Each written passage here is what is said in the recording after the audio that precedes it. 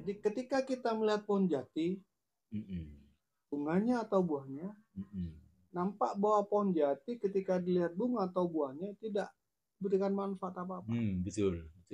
Ya kan? Tidak ada manfaatnya apa-apa. Buahnya tidak bisa dimakan, Tidak bisa bunganya juga dimakan. apalagi. Jadi intinya di situ kita dididik agar tidak menisbihkan, menyepelekan orang lain yang menurut lahir ya tidak memberikan manfaat. Betul. Iya. Jadi kalau kita melihat buah atau bunga nggak ada manfaatnya, sehingga kebanyakan orang menisbihkan. Tapi ketika bicara pada pokok kayunya, batangnya, ternyata pohon jati bisa dijadikan papan, bisa dijadikan perumahan, tempat manusia berlindung dari terik matahari, dan hujan. Itu yang pertama. Jadi kita jangan memandang rendah orang lain dengan menafikan, oh dia tidak memberikan manfaat, dia tidak berguna. Nah, tapi kita sepelekan, kita nisbihkan, langsung kita vonis, kita hakimi. Padahal ada sisi lainnya dari si orang tersebut yang memberikan manfaat yang luar biasa. Betul. Terbukti pohon jati. Betul. Jadi banyak juga ibrah dari pohon-pohon yang lain. Pohon beringin, buah nggak ada. Iya. Memakan tempat dan sebagainya. Akarnya kemana-mana gitu ya. Tapi ketika panas terik gitu jadi ya. tempat berteduh. Betul. Jadi pesan moralnya agar kita melihat seseorang dari satu sudut pandang saja. Betul. Lihat dari banyak sudut pandang, pasti ada manfaat. Terbukti dengan pohon jati. Itu yang pertama. Yang kedua, pohon jati itu musim kemarau bagaimanapun juga pohon jati kelihatan dia memang mati. Meranggas daun-daunnya. Dia tetap bertahan kan, dengan segala upaya dia gugurkan daun agar penguapan tidak terjadi, agar penguapan bisa diminimalisir. Tapi begitu ada hujan, langsung bersemi gitu bersemi. ya. Jadi ada pelajaran tersembunyi agar kita juga meniru pohon jati. Betul. Diterpa goncangan kehidupan seperti apapun pohon jati tetap tegar. Kemarau, beberapa Jadi, kemarau. Manusia seharusnya meniru sifat dari pohon jati. Harus sejati gitu ya. Diterpa pohon musim kemarau. Kalau bahasanya sekarang gentle gitu ya. Jadi tidak terombang-ambing, pokoknya tegar lah. Iya, betul.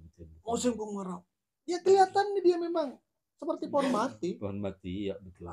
Kering dan sebagainya. Tapi justru itu dia menggugurkan daunnya. Artinya apa? Daun yang digugurkan itu daun yang hijau. Iya, betul.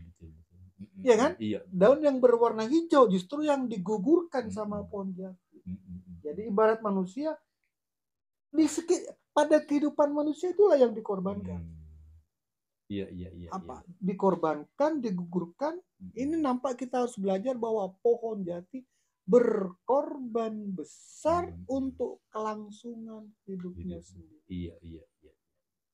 Artinya perlu usaha ekstra agar kita bisa tetap tegar dalam menjalani kehidupan. Iya. Ini makna pesan tersirat dari kehidupan pohon jati. Ada dua makna, satu baru yang tadi, yang kedua barusan gitu ya. Nah, dua itu. Dan pohon jati, kebanyakan pohon jati justru pohon jati tambah mahal ketika pohon jati itu berada di tempat bebatuan yang kering. Iya. Karena kayunya akan keras gitu ya. Kayunya keras, atos dan sebagainya. Jadi tidak mudah dimakan rayap. Justru ketika pohon jati hidup di tempat yang basah, kayunya buruk. Iya. Kualitasnya jelek gitu ya. Iya kan? Iya. Di tempat kering bahkan batu justru luar biasa.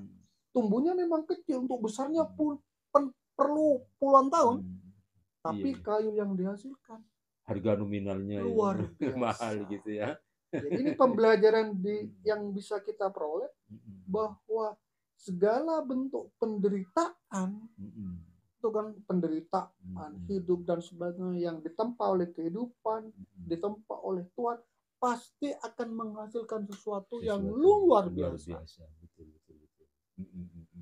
Dan banyak contoh-contoh dari kehidupan kita, tetangga-tetangga kita, di sekitar kita yang dicoba luar biasa, tapi setelah lolos dari ujian itu, cobaan itu, akhirnya menjadi orang yang sangat luar biasa. Jadi banyak baik dari sisi hartanya, baik dari sisi wibawanya gitu ya.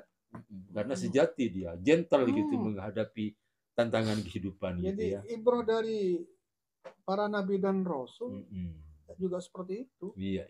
Jadi di tempat kerasnya kehidupan. Jadi dia bukan berada pada tempat tanah yang subur, tanah yang gembur, tanah yang banyak airnya. Justru ketika dia ditempa pada tempat yang subur gembur, kayunya jelek maksudnya. Nah, tapi ketika pohon jati ditempatkan pada tempat yang berbatu, berkerikil, sangat luar biasa. Iya. Jadi intinya manusia untuk menjadi sukses, untuk menjadi berhasil, itu harus ditempa dengan berbagai macam tempahan kehidupan. Iya. Semakin dia berada pada tempat yang kering, yang sulit, semakin luar biasa. Iya. Jadi ya sama dengan filosofi hebatnya seorang pilot, itu bukan karena dia menuntut ilmu atau sekolah di kepilotan, bukan. Tapi hebatnya seorang pilot ketika dia menerbangkan pesawat ditempa oleh badai, hujan, angin. Justru itulah yang memberikan ilmu yang sebenarnya. Iya. Itu filosofi yang berapa? Yang ketiga. Ya, filosofi yang ketiga dari pohon jati. Pohon jati.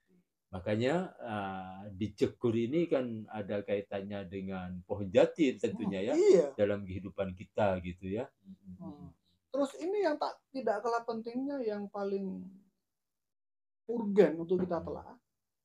Makna dari Cekur yaitu ketika dihubungkan dengan pohon jati, agar hendaknya kita mencari diri kita yang sejati.